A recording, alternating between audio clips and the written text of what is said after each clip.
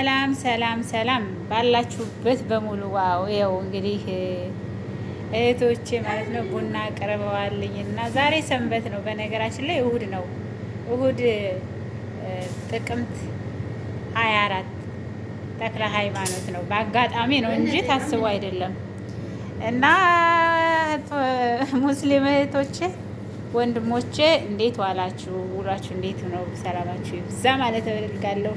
የእኛዎቹ ደግሞ ክርስቲያን እህቶች ወንድሞቼ ደግሞ በጣም ደስ ይላልና ተክለ ሃይማኖት እንኳን አደረሳችሁ። በዚህ አጋጣሚ እንደ አጋጣሚ ነው። ይኸው ቡና እውነት በጣም ነው የሚያምረው። ሳይታሰብ የተዘጋጀ ቡና ነው እና ይኸው ቁርስ፣ ዳቦ ደግሞ ምርጥ የኮባ ዳቦ ነው የተጋገረው።